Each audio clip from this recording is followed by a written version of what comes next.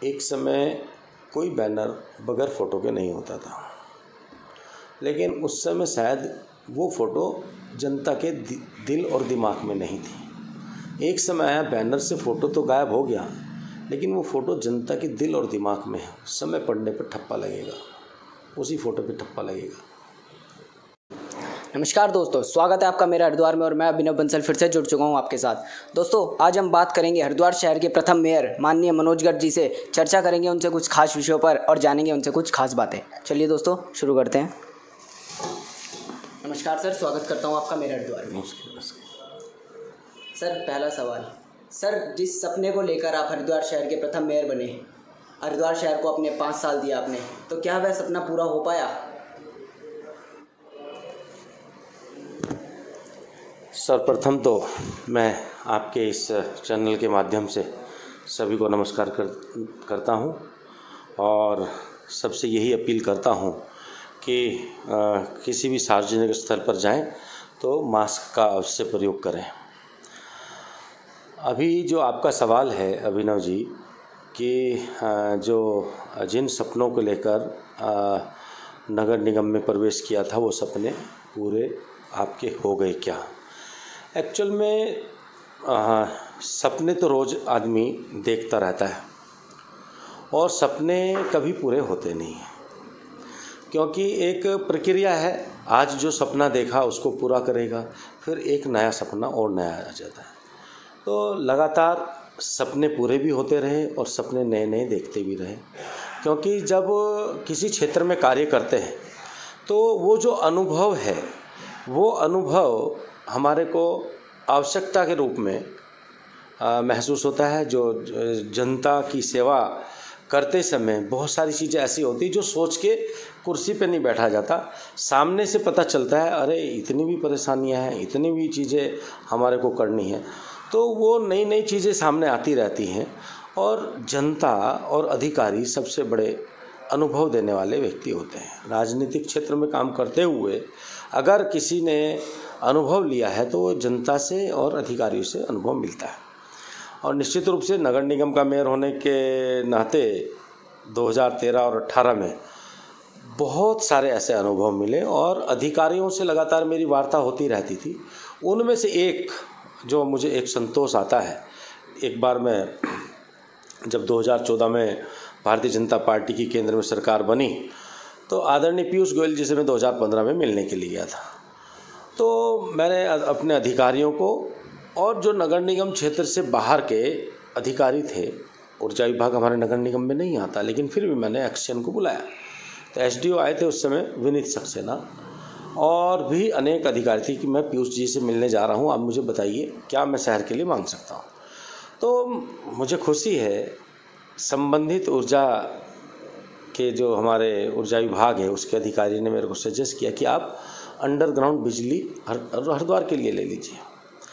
तो अब देखो, एक अनुभव मिला कि पीयूष जी के पास जा रहे हैं तो एक अंडरग्राउंड बिजली का प्रस्ताव हम दे सकते हैं। मैंने टाइप कराया और अंडरग्राउंड बिजली का प्रस्ताव सामने रखा।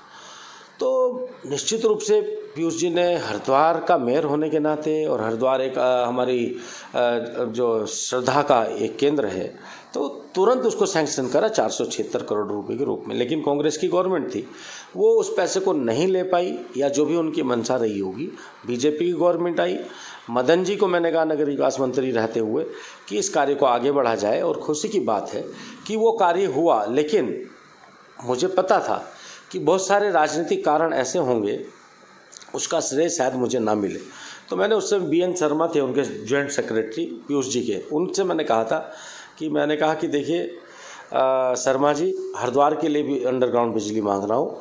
हो सकता है राजनीतिक कारणों से इसमें अवरोधक बनने का कई लोग प्रयास करें, लेकिन मुझे श्रेय नहीं चाहिए, काम चाहिए। और वो कार्य हुआ, और इस बात का ज़रूर मेरे मन में रहता है कि उसका जिस दिन उद्घाटन हुआ तो उस दिन 3 मई 2018 को मेरा कार्यकाल पूरा हुआ। 4 मई 2018 में उसका शिलान्यास हुआ। तो ये एक पीड़ा का विषय है कि अपनी ही सरकार थी, अपने ही लोग थे, फिर भी ऐसा एक वातावरण बना तो ठीक है। लेकिन हरिद्वार में अंडरग्राउंड बिजली का कार्य हुआ, लेकिन उसमें मेयर रहता तो मैं ज़रूर डक्ट बनवाने का मेरा एक प्रस्ताव था। मैंने अधिकारियों को कहा था एक डक्ट बन जाए जिससे कि जितनी भी वायरिंग उस डक्ट में आती और उसका बजट सारा अंडरग्राउंड बिजली में ही जाता। वो चीज़ नहीं हो पाई, इसका ज़रूर मलाल है, लेकिन अंडरग्राउंड बिजली हुई, इसकी खुशी है। तो सपने तो लगातार आदमी रोज़ देखता रहता है और नगर निगम में मेयर होने के नाते उस समय अनेक अनुभव मेरे को प्राप्त हुए। और ये भी खुशी की बात है जब गंगा के अंदर सीवरेज जा रहा था और उमा भारती जी हमारी केंद्रीय मंत्री थी, उस समय बहुत मेहनत करके ज्वालापुर क्षेत्र का वो एरिया जहाँ पर सीधी लैट्रिन गंगा जी में जाती थी और मैंने वहाँ पर अधिक पैसा लगाया और इसलिए वहाँ पर वो लैट्रिन और वो गंदगी गंगा में जाने से बची। उसका खामियाजा मुझे उस रूप में भी भुगतना पड़ा कि हरिद्वार के अलावा दूसरी विधानसभा में पैसा ज़्यादा लगा, कुछ लोगों को रास नहीं आया, तो ठीक है, ये सब चीज़ें चलती रहती। लेकिन जो पब्लिक ने जिम्मेदारी दी थी उसका मैंने निर्वहन करा, इसके लिए संतोष है। और भी बहुत सारे काम हो सकते थे, इसका मुझे अफसोस है कि दूसरा कार्यकाल मुझे नहीं मिला। सर एक सवाल, सर जब से अनीता शर्मा जी ने मेयर पद संभाला है तब से आप एक साइलेंट वे की राजनीति में चले गए, इसकी कोई ख़ास वजह? एक्चुअल में विरोध करने के लिए विरोध किया जाए मैं नहीं समझता। और वो बहुत ही अच्छी संस्कारित परिवार की महिला हैं, मेरे साथ पार्षद रही और हमेशा मेरे साथ विपक्षी पार्षद होने के बावजूद भी हमेशा उनका मेरे साथ सहयोग रहा। इसलिए सहयोग नहीं, जो मेरे सही कार्य थे उसमें उनका हमेशा सहयोग रहता था और गलत कार्य मैंने कोई किया नहीं, इसलिए विरोध का कोई सवाल ही नहीं था। जहाँ तक बात है कि साइलेंट और विरोध करना, जब किसी ने कुछ किया नहीं तो विरोध ही क्या करे भाई? विरोध तो तभी करें भाई, कुछ करे या तो समर्थन करे या विरोध करे। तो ऐसा कुछ हुआ ही नहीं जिसमें समर्थन किया जाए या विरोध किया जाए, इसको आप साइलेंट भी कह सकते हैं। सर अभी कुछ समय पहले आपने एक संस्था का गठन करा जिसका नाम टीम जीवन है, इसका मेन उद्देश्य क्या है? एक्चुअल में इससे पहले एक संस्था का गठन हुआ था जब कोरोना आया भी नहीं था, पता नहीं कुछ परमात्मा का एक वो था। मैंने गार्डिनिया में बैठक की थी, 200 लोग उसमें पहुंचे थे। तब एक विषय आया था, मीडिया भी था, एक विषय आया था कि कोई भी भूखा पेट न सोए। तो उस समय आया था कि भाई हरिद्वार में तो ऐसी कोई स्थिति नहीं है, लेकिन फिर भी हमने कहा धर्म कर्म ट्रस्ट हमारा है, उसके माध्यम से फिर भी हमने जानकारी। लेकिन वाकई उस समय की स्थिति ये थी कि हमें ढूंढने से भी हम बाद में कोरोना आया और उसमें इस तरह की समस्या आई। लेकिन जहाँ तक टीम जीवन का विषय है, अब टीम जीवन की बात जब हम करते हैं कि कैसे ये क्या हुआ, ये तो हमें भी नहीं पता था कि कोई टीम जीवन बनेगी। लेकिन टीम जीवन का आश्चर्य लगता है कि मैं और मेरा बेटा दोनों कोरोना से पीड़ित थे। हम अपने होटल में वहीं पर कमरे में रह रहे थे। लेकिन 13 अप्रैल को हमारे यहाँ कार्यक्रम हुआ, सीएम साहब आए थे, बेटे का ऑफिस का सीए है, उसके ऑफिस का भी उद्घाटन हुआ था और पर्यावरण से संबंधित कैनोपीज और जो हमने घर घर कुंभ और एक बैग का नारा दिया था, तो उसको वो वितरण होना था। तो और 14 या 15 में हमारे को कोरोना आया, हम आइसोलेट हुए। लेकिन शहर बहुत तेज़ी से इतना संक्रमित हो चुका था कि एकदम से अचानक रिपोर्ट आने लगी कि डेथ रेट बढ़ गया है। तो बेटे ने कहा पापा आप कुछ करना चाहिए, आपने इतने दिन तक राजनीतिक क्षेत्र में काम किया, हेल्प तो करनी चाहिए आप। मैंने कहा फिजिकल हम जा नहीं सकते, कोरोना पीड़ित हैं, तो कैसे करें? तो बेटे ने कहा ठीक है हम वो बनाते हैं। एक उन्होंने सोशल नेट उस पर मीडिया पर एक ग्रुप बनाया, उसका नाम डिसाइड नहीं हुआ था। रात को करीब 12 साढ़े 12 बजे थे, 1:30 बजे के करीब मैंने एक मैसेज किया बेटे को, बराबर के कमरे में था, कि टीम जीवन उसका नाम रख लिया जाए तो खैर जो या आपको जो उचित लगे। तो खैर मेरे जो सहयोगी आयुष राही है, टीम जीवन के नाम से सुबह वो सोशल मीडिया पर ग्रुप काम कर रहा था और लगातार उसमें लोग जुड़ते जा रहे थे। और जुड़ने का कारण था कि इतनी देहरादून, ऋषिकेश, हरिद्वार, रुड़की, बिजनौर, सहारनपुर, नोएडा, कहाँ के लोगों की समस्याएं आनी शुरू हो गई। लेकिन पिछले 25 साल का लगातार राजनीतिक अनुभव और उस मोबाइल में करीब 8000 नंबर, उनका लाभ इस टीम जीवन को उस रूप में परमात्मा ने दिवाने का कार्य किया कि मैक्सिमम जितने भी, चाहे दिल्ली के हों, देहरादून के हों, उत्तर प्रदेश के हों, डॉक्टरों के नंबर थे मेरे पास, अधिकारियों के, डीएम, एसएसपी, इन सब लोगों के नंबर थे, सीएमओज के नंबर थे। तो जहाँ पर जो दिक्कतें थी, इस ग्रुप के माध्यम से हमने सेवा का कार्य किया और उन अधिकारियों का, प्रशासन का, शासन का, सबका पूरा सहयोग रहा। और एक जो आश्चर्यचकित बात थी, इतने एनजीओ काम कर रहे थे लेकिन वो सारे क्लब हो गए थे। एक किस्म से कोई नाम के लिए कोई कार्य नहीं कर रहा था उस समय, सिर्फ इंसानियत थी और परमात्मा उस कार्य को करा रहा था। तो मैं जब वो उस विषय को चर्चा करता हूँ तो अंदर से दिल भर आता, क्योंकि ऐसा कार्य भगवान दोबारा ना कराए, लेकिन फिर भी हम लोग कुछ कर पाए परमात्मा की कृपा से, इसलिए उस रूप में संतोष होता है। हाँ, टीम जीवन कोरोना 10 मई में थोड़ा कम होना शुरू हुआ था, उसके बाद लगातार फिर प्लाज्मा के लिए काम किया, ब्लड डोनेशन के लिए भी काम कर रहा है। वैक्सीनेशन में मैं समझता हूँ अग्रणी भूमिका निभा रहा है और वैक्सीकार के माध्यम से घर घर जाकर जो ऐसे विकलांग हैं, हमारे जो परिवार के जो दिव्यांग हैं और वृद्ध है, कुष्ठ आश्रम वगैरह में जो भी घर से बाहर जाकर नहीं करा सकते, वहाँ पर ये वैक्सीनेशन हो रहा है। और मैं उत्तराखंड सरकार और प्रशासन दोनों का धन्यवाद करना चाहता हूँ। वो अनेक एनजीओ को कार्य करने का मौका दे रही है, उनमें से टीम जीवन भी एक एनजीओ है।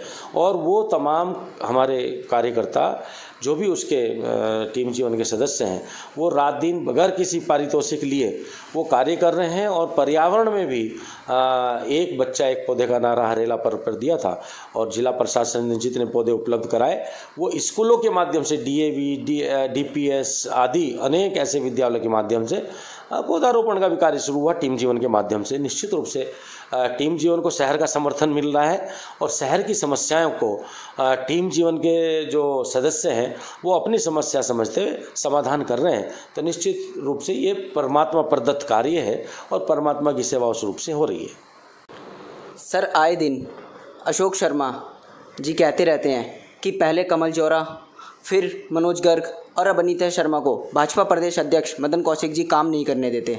तो क्या वास्तव में मदन जी का इंटरफेरेंस नगर निगम के कामों में रहता है? कोई किसी को काम करने से रोक नहीं सकता, काम करने वाला होना चाहिए।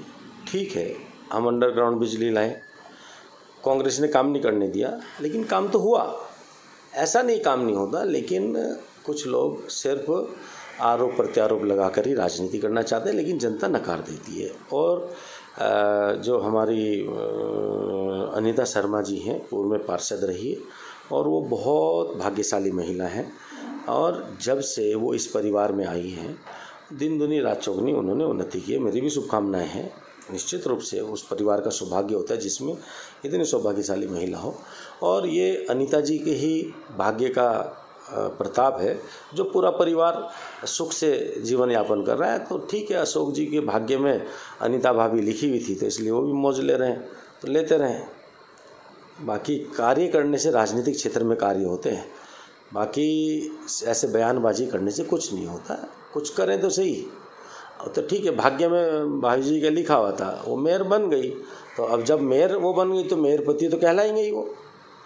अब कभी चुनाव लड़े, दोबारा पार्षदी का चुनाव लड़ लेते वो खुद अपने आप। अब की बार देख लिया उन्होंने देख लिया ना, भाभी जी चुनाव लड़ी जीत गई, परिवार से कोई दूसरा चुनाव लड़ा हार गया। तो भाग्य में सिर्फ उनके लिखा हुआ है उन्नति, बाकी और किसी के भाग्य में नहीं है। नहीं तो अजमा के देख लें, सभासदी का, विधानसभा का, उसका। तो काम करोगे तो जनता आपका समर्थन करेगी और आपके बयान की भी गंभीरता लेगी। अब जिनका आपने नाम लिया उनकी कोई राजनीतिक बयानबाजी की कोई गंभीरता नहीं, कांग्रेस ही नहीं लेती उनकी गंभीरता, बल्कि बाद में हंसते यार ऐसा क्यों कह दिया। तो अब सोचना चाहिए, उनका अपना अंदर का मामला, इसमें मैं क्या कहूँ। सर, ऐसा कहा जाता है या माना जाता है कि जब जब आप अपनी दाढ़ी बढ़ाते हैं तो किसी संकल्प के साथ बढ़ाते हैं, तो इस बारे में क्या कहना चाहेंगे आप? हाँ, दाढ़ी बढ़ाने के पीछे बात आप उस बात को बुरा नहीं ले रहे कि जब हरीश रावत जी के समय बढ़ाई थी, लेकिन मैंने हरीश रावत जी की सत्ता परिवर्तन से पहले कटा दी थी, इसलिए ऐसा नहीं है। दाढ़ी बढ़ाने के पीछे कोई ना कोई तो कारण होता ही है। मन स्थिति रहती है, लेकिन मैंने कभी कोई कामना की हो किसी फ़ायदे के लिए या किसी के नुकसान के लिए, ऐसा नहीं है। हाँ, दाढ़ी में कभी कभी मेरे को आध्यात्मिक व्यक्ति हूँ और मुझे लगता है कि आध्यात्म में कभी कभी दाढ़ी बढ़ जाती है। तो ये समझ लीजिए, जब मेरी दाढ़ी बढ़ती है तो मेरा अध्यात्म बढ़ता है, और जब अध्यात्म बढ़ता है तो उसकी उन्नति को कोई रोक नहीं सकता। तो अब दाढ़ी बढ़े ना बढ़े, कुछ दिन तक तो दाढ़ी के लिए रहे, फिर जब दाढ़ी के माध्यम से मन कंट्रोल होने लगता है तो फिर उसका अध्यात्म बढ़ने लगता है। दाढ़ी तो दिखाई नहीं देगी, अध्यात्म बढ़ने लगता है, मन घटने लगता है, फिर परमात्मा की चलने लगती है। तो आज ये एक असल में गूढ़ रहस्य है, ये भाषा भी अटपटी होती है, ये कोई जो है ना समझना बड़ा मुश्किल काम होता है। आध्यात्मिक भाषा ना वो हर कोई समझ नहीं पाएगा, तो इसलिए इसको अध्यात्म का अध्यात्म में रहने दो। किसी रोज़ कोई आध्यात्मिक व्यक्ति चर्चा करेगा तो निश्चित रूप से हम एक दूसरे चर्चा का एक दूसरे को लाभ लेने और देने का प्रयास करेंगे। सर, बीजेपी की प्रत्याशी अन्नू कक्कड़ की एक जनसभा में आपने एक बात कही थी कि अगर बीजेपी के 50 पार्षद नहीं बने या बीजेपी की मेयर नहीं बनी तो आप राजनीति छोड़ देंगे। तो वास्तव में देखो, बहुमत हमारा ही आया। आज कितने पार्षद हैं हमारे साथ? 50 ही होंगे। कितने पार्षद हमारे? 50 नहीं होंगे, 45 होंगे, ठीक है। और किन्हीं कारणों से हमारी मेयर प्रत्याशी हार गई। अब वो कारणों का पार्टी ने समीक्षा ज़रूर की होगी, और नहीं तो पार्टी की प्रत्याशी कभी ना हारती, मैं गारंटी से कह सकता हूँ। अब वो लास्ट के 5-7-10 दिन का जो एपिसोड रहा, उन 5-7-10 दिनों में हमें और मेहनत करनी चाहिए थी। हम और मेहनत किन कारणों से नहीं कर पाए, ये पार्टी को ज़रूर समीक्षा करनी चाहिए। लेकिन कोई समीक्षा हुई हो मुझे नहीं लगता। अगर नहीं हुई है तो ज़रूर उन कार्यकर्ताओं के बीच में पार्टी को रखना चाहिए जिसकी जो कमी रही है, और नहीं है तो भी समीक्षा, हालांकि अब इतना लंबा समय बीत गया, लेकिन वो दुर्भाग्यवश से हमें लास्ट तक नहीं लगता था। लेकिन लास्ट के 5 दिन चुनाव में हम लोग जो करना चाहते थे वो नहीं कर पाए, इसका अफसोस है। सर, आपने मेयर बनने के बाद अपनी गाड़ी पे से लाल बत्ती हटवा दी थी, तो क्या उसके बाद आपको लगता है कि वीआईपी कल्चर में कुछ बदलाव आया? मैंने कहा ना, मैं एक आध्यात्मिक व्यक्ति हूँ, तो मुझे परमात्मा ने कांग्रेस की गवर्नमेंट में मेयर बनाया और मैं लाल बत्ती में रहा। मेरे को लगा कि भाई सामान्य व्यक्ति हूँ, मैं लाल बत्ती में विशेष घूमना क्या, इसमें कोई बहुत बड़ी बात नहीं है। मैंने लाल बत्ती कुछ समय के लिए हटाई थी, लेकिन परमानेंट सोच के ही हटाई थी। लेकिन मैं एक कार्यकर्ता के घर पर गया, उनके परिवार में कोई शादी थी, तो मैं जब गया तो वो मेरे को रिसीव करने के लिए गेट पर खड़े थे। लेकिन जब वो मैं गाड़ी से उतरा तो उनका चेहरा बड़ा मायूस था और चेहरा एकदम गुस्से में था। मैंने नमस्कार की, उन्होंने नमस्कार का जवाब नहीं दिया। उन्होंने कहा कि आपकी वो गाड़ी कहाँ है? मैं, कौन सी गाड़ी? कहले नगर निगम वाली। मैं होती ही सामने खड़ी। वो लाल बत्ती कहाँ है? मैंने कहा जी लाल बत्ती मैंने हटा दी। कहले आपको किसने अधिकार दिया लाल बत्ती हटाने का? मैं जी मेरे को लगा कि साधारण रूप से रहना। कहले हमने आपको मेयर बनाया था, जनता ने मेयर बनाया, और इस आशय के साथ लाल बत्ती आपको मिली, जब आप हमारे यहाँ आओगे तो हमारा सम्मान बढ़ेगा। आपने तो हमारा सम्मान ही घटा दिया। तो मुझे ज़रूर ये अफसोस हुआ। तो मैंने अपने पार्षदों से बात की कि भाई ऐसा ऐसा विषय आया। पार्षदों को लगा कि नहीं लाल बत्ती रहनी चाहिए, तो फिर वापस पार्षदों ने गाड़ी के ऊपर लाल बत्ती लगा दी थी। तो लाल बत्ती थी तभी भी मनोज गर्ग एक सामान्य व्यक्ति था, लाल बत्ती हटी तभी भी सामान्य रहा, फिर दोबारा लाल बत्ती लग गई तो भी सामान्य रहा। आज जब मेयर था तभी मैं वही सामान्य व्यक्ति था, आज मेयर नहीं हूँ तभी भी वही सामान्य व्यक्ति। तो विशेषता मैंने कभी अपने अंदर आने नहीं दी। इसलिए जनता की सेवा करने की हमेशा मेरी इच्छा रहती है, और जनता मुझे सेवा करने का सौभाग्य देने के लिए हमेशा तत्पर रहती है। तो मैं समझता हूँ लाल बत्ती का कोई ऐसा बहुत बड़ा विषय नहीं हटाना रखना। ये तो जनता के सम्मान, मुझे उस दिन पता चला वाकई ये लाल बत्ती तेरे अहंकार या सम्मान के लिए नहीं, ये लाल बत्ती जनता के सम्मान के लिए। सर, बीजेपी के लिए नासूर बन चुके अशोक शर्मा की पत्नी अनीता शर्मा ने जब से मेयर पद संभाला है तब से उनके विरोध में आपने कोई बयान नहीं दिया। एक्चुअल में ये सब लोग बीजेपी के सहयोगी हैं, तो इनके विरोध में क्या बयान दें। हमेशा तो सहयोग करते हैं, कुछ लोग लड़के सहयोग करते हैं, कुछ लोग नहीं लड़के सहयोग करते हैं। आज तक कोई प्रत्याशी जितने भी अभी तक लड़े हैं, तो मुझे तो नहीं लगता किसी ने बीजेपी का सहयोग नहीं किया। कुछ लोग लड़के किया, कुछ लोगों ने नहीं लड़के किया, तो अब इनका क्या विरोध करें हम। आज भी कहीं ना कहीं एक डॉक्टर का बेटा डॉक्टर, एक दुकानदार का बेटा दुकानदार और एक नेता का बेटा नेता बनता है। वहीं दूसरी ओर आपने इस चीज़ को बढ़ावा ना देके अपने बच्चे को सीए और एडवोकेट बनाया। तो क्या आपने समाज को एक पॉजिटिव संदेश दिया कि वंशवाद की राजनीति को बढ़ावा नहीं देना चाहिए? एक्चुअल में जब मैं पढ़ रहा था, बीकॉम किया मैंने, ग्रेजुएशन वर्धमान कॉलेज बिजनौर से, इंटर किया BSM college Roorkee, high school किया आरजेपी इंटर कॉलेज बिजनौर।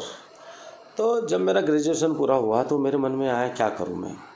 तो मेरे मन में था, मेरे एक मित्र जो इंटर में पढ़ता था नलिन, तो वो सीए कर रहा था। तो मुझे लगा कि आपस में एक दूसरे से बात करके सीए करनी चाहिए। तो लेकिन जब मैं सीए के लिए एडमिशन लिया, मेरे को लगा कि यार मेरे परिवार की स्थिति के बारे में मुझे जानकारी मिली। तो मुझे लगा परिवार की स्थिति उतनी नहीं है कि सीए मैं क्लियर करूं, क्लियर करने के बाद फिर प्रैक्टिस करूं, उसके बाद धन अर्जन हो, तो तब तक हम 4 भाई बहन हैं, बड़े हो जाएंगे, लेकिन परिवार को धन की उस रूप में ज़रूरत पड़ेगी। तो मैं गंगा के किनारे बैठ के प्रार्थना की, भगवान मेरे को कुछ सद्बुद्धि दे, ऐसी कोई कृपा कर जो मेरे को एक सही सजेशन आ जाए। तो अचानक माँ गंगा का आशीर्वाद रहा। एक मित्र के पास मैं शिवमूर्ति गली में जाता था, बैठता था, वहाँ पर एक दुकान खाली मिली। अचानक मैंने दुकान ले ली। तो पिताजी ने ज़रूर मेरे से सवाल किया था, तू बोल रहा था यार मैं तो सीए करूँगा, अब तो कह रहा दुकान करूँगा, कल को कहेगा कुछ और करूँगा। मैंने कहा पापा मुझे तो पता नहीं था, लेकिन हाँ। तो पिताजी ने कहा भाई देख, जो मेरे पास पैसे हैं वो मैं दे रहा हूँ, उसके बाद तुम मेरे से देने के लिए मेरे पास कुछ नहीं है। तो हम लोगों ने वहाँ पर दुकान की, और वाकई गंगा के आशीर्वाद से दुकान मिली थी। वो दुकान तो चलनी ही थी, दुकान बहुत चली, 1 की 2, 2 की 4 दुकानें होती चली गई, मैन्युफैक्चरिंग, होलसेल, ये सब कुछ किया। लेकिन इसी बीच में मैंने 85 में दुकान की, 90-92 तक सोशल वर्क करने का जज्बा मेरे अंदर, क्योंकि पिताजी उप प्रधान भी रहे गांव में, तो एक विरासत में सेवा भाव तो मिला था। तो उस समय तो कोई ऐसा भी नहीं था कि मैं राजनीतिक क्षेत्र में जाऊंगा। तो लॉयंस क्लब के माध्यम से सेवा का कार्य करना शुरू किया। 2000 तक 98 तक मैंने लॉयंस क्लब में रहा। लेकिन उसके बाद राजनीतिक क्षेत्र में जाकर युवा मोर्चा में जिला उपाध्यक्ष और मंडल में अनेक पदों पर रहते हुए अध्यक्ष और संयोजक रहते विधानसभा रानीपुर से टिकट मांगा, 2012 के लिए नहीं मिला। 17 में कलियर से टिकट मांगा, रुड़की से टिकट मांगा, नहीं मिला। उसके इसी बीच में हरिद्वार में मैं मेयर बन गया था। तो विधायक बनने का मन में था स्टार्टिंग में मेरे। हम कामयाब भी हुए थे, मदन जी से और मेरी बात हुई थी, आप लोकसभा चुनाव लड़ना, विधानसभा में लड़ूंगा। चांस की बात 55 दिन टिकट रह के मदन जी का टिकट कट गया था। तो हो सकता है मैं 2009 के बाद ही विधायक बन जाता, लेकिन माँ गंगा ने मेयर के रूप में सेवा करने का सौभाग्य लिखा था। तो ये ज़रूर है कि उस समय मैं फिर लॉ में मैंने देहरादून सोचा कि चलो भाई दुकान कर ली थी, लेकिन लॉ कर सकता हूँ। तो ये 2 चीज़ मैं बच्चों के सामने जिक्र करता था कि यार मैंने सीए सोचा, सीए नहीं कर पाया, लॉ करनी चाहिए, लॉ नहीं कर पाया। तो बड़ा बेटे ने सीए कर ली, छोटे बेटे ने लॉ कर ली। तो एक किस्म से मैंने तो नहीं कहा था तुम ऐसा करना, मैं तो उनसे कहा था भाई सीए बहुत टिपिकल है, लेकिन हाँ सीए आप करो, साथ साथ में बीकॉम हो जाएगा, उसके बाद एमबीए कर लेना। इस पैटर्न पे हमने काम किया था कि जिससे आपका ग्रेजुएशन भी हो जाएगा और एमबीए करके, शुरू में बेटा एमबीए कह रहा था। छोटे वाले बेटे से मैंने कहा बताओ क्या करना है। तो उसने कहा पापा मैं देहरादून से लॉ करूँगा, सिम्बोसिस हम चाह रहे थे। मैंने कहा मैं बाहर नहीं जाऊँगा और मुझे बिजनेस करना है, लॉ करूँगा, कुछ दिन अपनी प्रैक्टिस करूँगा और उसके बाद फिर मैं बिजनेस के माध्यम से काम करूँगा। तो अब उसकी अपनी प्लानिंग थी। अब ये कहना कि अब जब मैं बताता रहा हूँ कि मैं तो शुरू में सोचता नौकरी करूँगा, मैंने बैंक का इंटरव्यू भी दिया था, उसके बाद मुझे दुकान करनी पड़ी, दुकान से सोशल वर्क करते करते राजनीतिक क्षेत्र में आ गया। तो इस समय समय पे परमात्मा बदलता रहता है।